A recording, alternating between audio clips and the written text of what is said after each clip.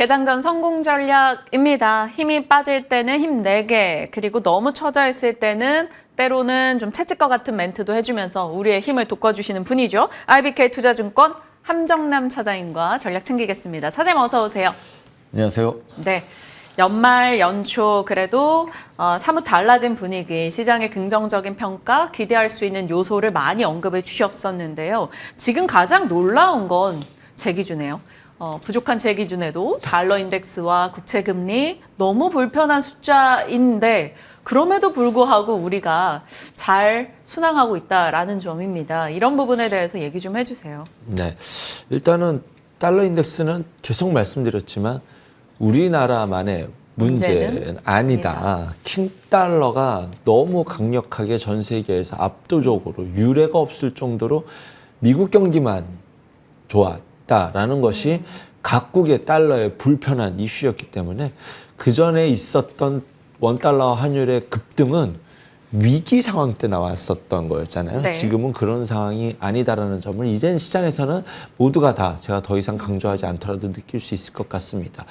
미국 증시 내에서도 몇 개 뽑아낸 뭐 좀 확대시켜도 한 15개 종목이 다 지수를 하디 캐리해서 갔었던 장세이지 않았나는 생각이 들 때 요즘 시장에서 전반적으로 일어나고 있는 일은 좀 과도했었던 종목과 산업 섹터들의 양극화가 정상화되어 가고 있는 과정 속에 좀 하나의 이유를 갖다 붙이고 있는 그런 과정이지 않나라는 생각을 듭니다. 뭐 어쨌든 미국 10년물 금리가 최근 증시를 본다면 이 정도 불편한 자리에서는 한 템포 쉬어가는 것이 맞지 않나라는 생각이 듭니다. 하지만 빅테크들 어제도 상위 10위 종목 중에서 거의 다 빠졌죠. 네. 대부분 시총상위 종목들은 조정을 줄 때 다우지수라든가 러셀 지수는 그렇지 않았습니다. 그 전날도 그랬었고 나스닥은 빠지는 것 같지만 S&P 500을 살펴보면 하락하는 종목들보다 상승하는 종목들이 더 좋았다라는 점 그리고 업종군으로 보더라도 저 바닥에서 아예 보고 싶지도 않았던 건설이라든가 산업재 쪽에서 파악돼요. 좀 그렇죠. 번쩍번쩍 반등이 올라오는 게 양극화가 너무 심했어 라는 것에 대한 일시적 정상화. 그러면 한국 증시는 어디쯤에 있냐. 너무 심했어 했던 쪽에 있었던 지수였잖아요. 그런 것들이 조금 우리 증시가 순환매로서 테마 순환매로서 트레이딩을 해볼 수 있는 관점은 여전히 전 유효하다라고 봅니다. 함 차장 외국인 그래도 계속 팔고 있는데 그래요. 오늘 올해 시작했었던 외국인 매수 대비 최근의 매도는 좀 안타깝기는 합니다만 네. 그 외국인의 매도가 나왔을 때 지수의 코스피의 지수의 위치를 본다면 하방으로 막 적극적으로 밀어버릴 의지를 갖고 있는 매도라기보다는 단기적으로 정말 올 초 들어서는 굉장히 좋았잖아요. 거기에 대해서 어떤 일시적인 기계적인 좀 매도가 나왔고 하방을 의지적으로 밀을 의지는 없었다라고 생각이 듭니다. 네. 그런 관점에서 살펴본다면 지금도 그 안에서 지수는 안 좋았을 때 코스피는 안 좋았을 때 코스닥은 상대적으로 좋았고 지수가 좀 무거울 때도 테마 순환매는 계속 이어지고 있었지 않습니까? 어떤 면에서는 계속 방송에서는 삼성전자 걱정을 하시는데 삼성전자가 조금 느리게 묵직하게 움직여주는 것이 오히려 좋죠. 오히려 우리에게는 좋을 수 수급적으로. 있으니 지금의 지수가 파란불 떴네 못 가네 하면서 에이, 한국 증시 안 돼가 아니라 지금 트레이딩 관점에서의 우리의 시장의 환경은 매우 좋은 상황에 있음을 다시 한번 염두에 두셔야 되지 않을까. 삼성전자가 무거운 것이 우리에게는 기회다라는 점을 기억해 두셔야 될 것 같습니다. 왕의 기한, 뭐 수급 블랙홀 이런 얘기들 종종 하잖아요. 삼성전자가 강하게 치고 나가고 지수를 끌어가 버리면 그쪽으로 또 너무 많은 자금이 집중되다 보니 다른 쪽에 온기를 뺏을 수 있다. 뭐 이런 얘기들이 있었었죠. 그런 측면에서 삼성전자가 뭐 빠져서 막 급락하고 시장을 밀어버리고 이런 상황이 아니라면 적정한 선에서 다른 종목의 온기를 나눠 갖는 건 긍정적인 것 같습니다. 자, 여기저기서 순환으로 올라가는 섹터들, 테마들이 퐁퐁퐁퐁 나와주는 건 좋은데 그건 시장 측면이고요. 내 포트 측면에서 내게 올라야 되는데 막 여기저기서 수급 뺏어가는 느낌 들 때는 조금 그렇거든요. 자, 2차 전지 투자자분들에게는 어제가 좀 단비 같은 하루였을 것 같아요. 두루두루 올라갔습니다. 여기에 의미 부여를 어느 정도 할 수 있어요? 지난번 상승 때 일단은 바닥은 찍은 신호는 뜬 것 같은데 아직은 의미를 보기엔 조금 역부족이다라는 부족했던 부분을 어제 채워준 날이지 않나라는 생각이 듭니다. 상당히 의미가 있었던 날이었습니다. 일단은 지금 최근에 시장 분위기가 이런 분위기로 바뀌고 있어요. 삼성전자 실적이 이건 뭐 쇼크 아니야? 라고 했는데 주가는 뭔 일 있어? 하고 가잖아요. 우리가 우려했었던 악재들이 시장에서 노출되는 것에 대해서 별로 두려워하지 않는다는 겁니다. LG엔솔 실적 보니까 맞네. 이제 2차전지 내가 걱정한 게 맞네. 이랬던 우려가 다 이제는 그래 우리가 우려했던 것이 시장에서 다 오픈된 거야. 추세 전환을 하면서 뭐 과거의 명성을 찾아갈 수 있는 이런 의미를 부여할 수 있는 것은 아니지만 또 하나의 지금까지 바이오 그다음에 반도체가 한번 의미 있는 네. 시나리오 속에서 이제는 2차 전지도 들어왔다라고 판단하셔야 될 것 같습니다. 그 이유를 살펴보면 일단은 트럼프가 매우 강성적으로 밀어붙였던 자기의 고집들이 다 하나씩 무너지고 있어요. 세금 관련돼서도 그렇고 지금 어저께 그 얘기 나왔었죠. 보편적 가세 10% 때린다는 것이 뭐 물론 공식적인 발표는 아니었지만 단계적으로 가겠다. 그다음에 뭐 음식물 식료품 물가 잡겠다는 것도 그게 그렇게 쉽지는 않아. 이민자 다 추방하겠다는 것도 그게 어디까지가 불법 이민자인지 어떻게 찾아 이런 얘기들이 나오잖아요. 이게 무슨 뜻이냐면 인플레를 들어설 트럼프 정권이 보고 있고 의식하고 있다는 뜻입니다. 그런 관점에서 지금 전기차와 관련된 뭐 재생에너지 관련된 쪽은 철저하게 누르고 전통에너지 쪽으로 막 밀어줄 것처럼 보였지만 이것은 미국 경기가 좋아진다라는 게 아니죠. 고용과 부가가치의 창출이 만약에 과거의 트럼프 논리대로 간다면 2차 전지에서 신재생 에너지에서 이쪽 전통 에너지로 바뀐다면 성장이 아니라 이동이잖아요.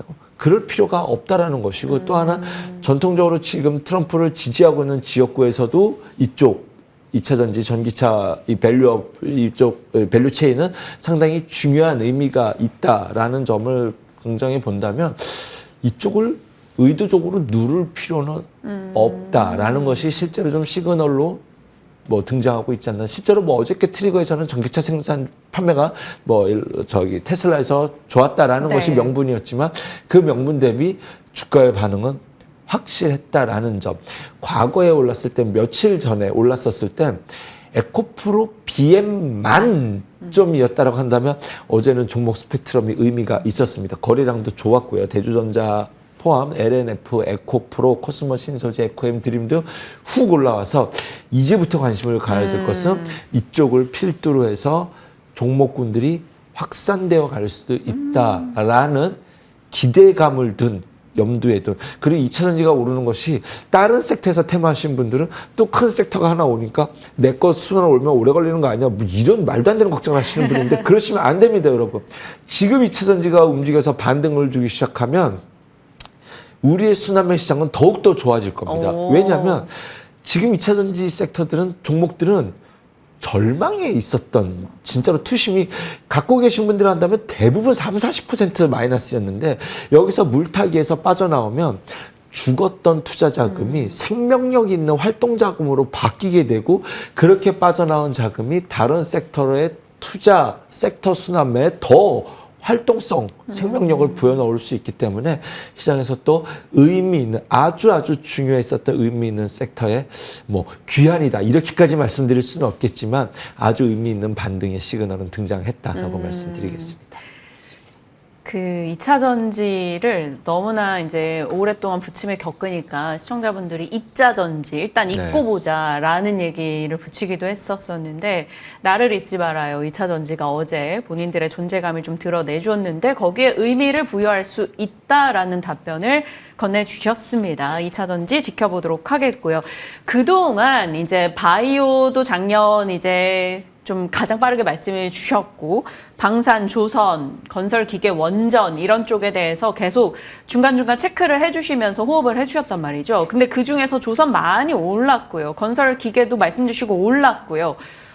이런 섹터들에 대해서 갖고 계신 분들에 대한 전략을 좀 주세요. 지금 요거 팔아서 여기 집중하자, 뭐 혹은 아니면 다 갖고 가자, 뭐 이런 느낌이든. 어렵습니다. 너무 어려워요. 굉장히 어렵다라는 게 조심스럽게 말을 해야 되니까. 그런데 지금 트럼프 때문에 뭐가 좋아질 거야? 반영됐죠. 뭐가 안 좋아질 거야? 라는 부분도 어느 정도는 불편했던 부분도 오히려 역으로 지금 찍고 올라오지 않습니까?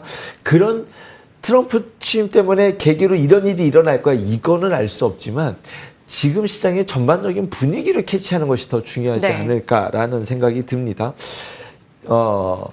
대부분 이제 취임과 관련된 이슈들은 반영이 되어 있다라는 점, 시장의 분위기는 많이 시세를 냈던 쪽에서는 조금 쉬어가고 싶고 좀 신중해지고 싶고, 저렇게 완전히 바닥에 있었던 종목들에 대해서는 오히려 좀 기대감을 보여줄 수 있는 작은 뉴스에도 크게 반응을 하니 지금 시장의 호재는 안 올랐었던 것, 덜 오른 종목. 싸 보이는 쪽. 네. 그 다음에 지금 시장의 악재는 많이 올라가 있는 종목이기 때문에 제가 조선주를 그렇게 말씀드렸어요. 네. 조선주를 방송에서 막 일제히 하루 종일 방송 나온다? 그러면 조금 뭐 그날 살 필요는 없다. 근데 다 뭐 IT, 인공지능에서 조선주 아무도 얘기 안 해. 한 열흘 정도 지났더니 아무도 얘기 안 해. 그럴 때는 역으로 좀 쉴 만큼 쉬지 않았나라는 쪽으로 관점에서 본다라고 한다면 무슨 뜻인지 다들 이해하실 거라 생각됩니다. 조선 사이클이 끝났다라고 생각하지는 않아요. 지금 조선주를 매도하라는 이런 뜻을 말씀드린 것이 아니라 많이 오른 종목들에 대해서는 조금 이격이 많이 벌어진 종목들에서는 조심을 해야 될 필요가 있다라는 점. 그다음에 오히려 시장을 좀 시야를 넓혀서 보지 않는 쪽에서 좀 관심을 가져가야 되지 않을까 생각이 듭니다. 그러면 시야를 넓혀서 보지 않는 쪽 지금으로서는 기회가 어디에 있다고 보십니까? 안 보이는 쪽, 뭐 안 보여요. 철강, 화학? 원전 얘기 안 할 수 없을 것 같습니다. 원전 얘기. 제가 작년에 원전 얘기를 몇 번 말씀드렸었는데 원전이 가기 위해선 수주로서는 단발성 이슈로밖에 안 된다. 진짜로 가기 위해서 핵심은 웨스팅하우스라는 합의가 기억나요. 있어야 되는데 그것과 관련된 단독 보도였기 때문에 공식적 입장이 아니었지만 단독 보도였지만 이것은 의미가 있다라고 생각이 듭니다. 일단은 웨스팅하우스 지금 현재 대표 CEO가 그 패트릭 프레그먼이라는 사람인데 과거에 아랍에미리트의 바카라 원전 수주했었을 때 한국과 경쟁에서 떨어졌었던 대표였기 때문에 한국에 대한 악감정이 있거든요. 그리고 웨스팅하우스는 그 대주주가 캐나다 사모펀드라고 말씀드리지 않았습니까? 저를 보신 분들은 지겨울 거예요, 이 얘기. 그래서 이것을 팔아먹기 위해서 몸값을 높이려고 무조건 한국 발목만 붙잡고 있는데 내가 웨스팅하우스 직원이라면 이거 짜증날 거예요. 40년 동안 원자력발전소 한 번도 안 짓고 맨날 저희 가서 딴지만 걸고 있으니 내가 여기에 나의 역량을 하려고 했지 이러고만 있으려고 했냐. 뭐 이것은 뭐 논의겠지만 주위의 시선도 그렇지 않을까라는 생각이 듭니다. 차라리 협력을 해서 수주를 받아서 일정 부분의 로열티를 일부라도 좀 가져가고 이것을 한국과 미국이 협력해서 무언가를 걸어 나가는 것이 미국 정부 입장에서도 유리할 수 있다라고 해석하는 것이 오히려 저는 정상적이라고 생각이 듭니다. 미국 입장에서는 캐나다 사모펀드 회사가 그거를 하려고 미국과 한국이 손잡고 나갈 수 있는데 왜 미국과 한국이 손잡고 나가는지 다시 한번 설명드리면 그 SMR은 미국이 압도적이에요. 그다음에 중국, 러시아도 경쟁력이 있는데 얘네들은 못 갖다 팔아먹잖아요. 원자력 발전소가 전 세계 5개 나라가 있어요. 중국, 러시아, 프랑스, 한국, 미국인데 유럽 쪽이 핵심인데 중국, 러시아는 여기다 엄두도 못 내잖아요. 얘네 탈락. 프랑스 있는데 프랑스는 공기도 못 맞추고 가격도 우리나라 거보다 30-40% 기본적으로 비싸요. 오죽하면 체코가 한국 거 수주를 했겠습니까? 한국, 미국인데 웨스팅하우스 지금 40년 동안 이거 건설해본 적이 없다니까요. 한국이 독식할 수 있으니 미국이 한국과 손잡고 같이 걸어나가자라는 것이 오히려 합리적인 생각일 때 계속 웨스팅하우스가 딴지를 걸었는데 이거는 해결이 될 가능성이 높습니다. 그 대표가 이제 3월로 임기가 종료된다라는 점과 이제 그 단독 기사로 나왔던 뉴스의 내용이 상당히 디테일했던 걸 간만에 본다라고 한다면 지금의 원전은 앞으로 제가 작년 가을에 봤었던 원전과 관련된 리포트 체코수 나왔을 때 리포트들이 쭉 나왔었거든요. 체코 이후에 루마니아, 슬로베니아 쭉 해가지고 동유럽 국가 플러스 중동 국가까지 언급된 나라 이름들만 17개 나라였어요. 그렇기 때문에 앞으로도 무궁무진하다. 우크라이나도 마찬가지죠. 우크라이나도 에너지원이 네. 굉장히 중요하기 때문에 원전에 대한 중요성은 뭐 굳이 더 이상 설명드릴 필요가 없을 것 같다. 웨스팅하우스가 핵심 뉴스입니다. 핵심 뉴스. 이것이 진짜 될 거냐 안 될 거냐가 중요한데 지금 주가의 흐름은 될 것 같다라는 의미로 주가가 반영이 되고 있어요. 지금 뭐 에이 되든가 아니네 뭐 어떻게 될지 모르겠는데 그런 거보다는 조금 바닥권에서 고개를 들었으니 관심이 있으시다면 뭐 저는 적어도 분할 매수로서는 충분히 접근이 가능할 수 있는 섹터로 판단해 봅니다. 네. 근데 이렇게 큰 그림에서 이렇게 저희의 이제 마음과 시선을 잡아주시는 게 너무 좋은데 제가 이제 잽잽이 딴지로 이제 들어가 본다면 딴지도 아니에요. 그냥 의문이죠. 국내에서 이제 원전에 대해서는 네. 정책적 노이즈가 좀 껴있는 상황이잖아요. 네. 이런 부분에 대해서 또 에너지 간담회 16일 예정이 돼 있는데 당대표 불참 얘기 있고 이러니까 약간 이 정책적인 기조 변화 이런 거는 어떻게 감안해야 돼요? 무관합니다. 무관해요. 무관하다라는 마음으로 그것 때문에 빠지면 저는 매수 매수 기회? 기회로 보고 있습니다. 알겠습니다. 원전이 그것 때문에 올라가는 게 아니에요. 우리나라 여기서 원전 한 기 더 짓자고 원전이 올라가는 그런 걸로 투자할 수 있는 방향을 잡고자 하는 섹터의 의지가 아닙니다. 저는. 네. 깔끔합니다. 그러면 앞단의 종목들 뭐 따로 분류하지 않고 그냥 원전주 전반의 긍정으로 일단 네. 가져가겠습니다. 자, 그 밖에 이제 쉬어갈 때 주목하고 상승 탄력을 받을 만한 후보군들 추려주셨다고 해서 원전 외에도 좀 볼게요. 드리고 싶은 내용이 좀 있는데 시간이 짧네요. 제가 지지난주에 기아차를 한번 슬쩍 언급했던 시간 괜찮습니다. 괜찮아요. 네. 그것을 언급해드렸던 이유가 뭐냐면 외국인이 또는 기관들이 한국 증시 코스닥이 이제 증시가 바닥을 찍었잖아요. 어딘가에 수급이 들어갈 텐데 네. 삼성전자로 먼저 피킹해서 들어오기는 조금 더딜 것 같다라는 느낌이 든다면 그거 말고 그 다음에 어떤 종목이 들어올까라는 것이 작년 네. 연말부터 제 관심이었거든. 삼성전자는 더디게 들어오는 것이 우리 시장에 유리하다면 그 다음에 후보군이 제가 슬쩍 언급해드렸던 것이 기아랑 삼성 SDI였어요, 사실은. 근데 SDI는 사실은 실패를 했죠. 그 이후에 기아는 잘 모양을 찾아가고 있습니다. 지금 시장이 정확하게 내가 삼성전자를 기관 입장에서 삼성전자를 막 사서 3% 올라가는 것보다 현대기아차를 사서 5% 올라간다면 효율성상 이쪽으로 먼저 들어오겠죠. 그런 후보군이 먼저 들어오는 것이 완성차다라고 보시면 될 것 같습니다. 뭐 큰 의미를 막 억지로 찾아가지 네. 않으다 하더라도 지금 시장에서 그렇게 일어나고 있고 얼마 전에 반등은 현대차가 움직였지만 거기에 글로비스, 현대모비스, 현대오토에버 이 세 만도도. 종목이 압도적으로 더 강하게 움직였다는 것은 지배 구조와 관련된 내부적인 뭔가가 있다는 것은 저는 전혀 모릅니다. 하지만 주가 흐름은 의심이 되죠. 그러면 이 종목군들이 기관들 입장에서는 먼저 앞서서 관심을 시총상위 종목에서 본다면 그리고 또 하나는 지난 주말에 전 종목을 돌렸을 때 은행주들이 다 자리가 좋고 수급이 다 좋더라고요. 얘네 뭐 있나? 밸류업은 뻔한데 그렇지 외국인이나 기관 입장에서 먼저 담아간다면 은행주라면 해볼만 하겠다. 굳이 시나리오를 푼다면 미국과 별개로 우리나라는 금리를 인하해야 되는 상황이고 금리가 인하해야 된다면 우리나라에 없었던 숨겨져 있었던 뇌강 같은 것들에 대한 리스크가 완화될 것이고 그 다음에 우리나라 어쩔 수 없이 지역 경제를 살려야 되는 각자의 어떤 부양책들을 써야 될 때 대출이 활성화될 수 있다라는 점 이런 것들은 이제 다 갖다 붙이는 명분이고 은행주들은 대부분 배당 기준일이 2월 말일이에요.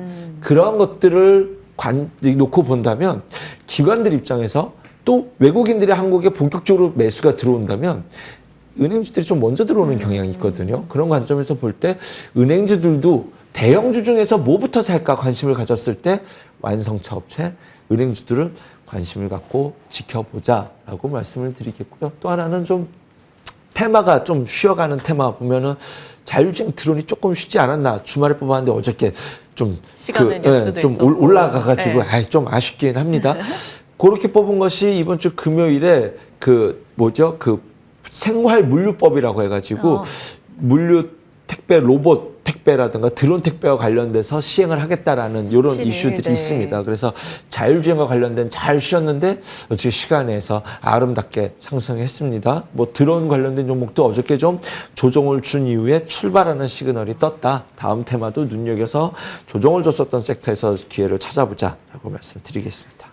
가는 놈이 간다라는 말이 있다시피 가는 게 가는 때가 있고 또 쉬어가는 쪽에서 아이디어를 찾아가는 시장의 색깔일 때가 있는데 지금은 쉬어가는 쪽에 대한 관심을 두자라는 측면에서 은행, 자동차, 대형주에서 그리고 테마단에서는 자율주행과 드론 체크해 보겠습니다.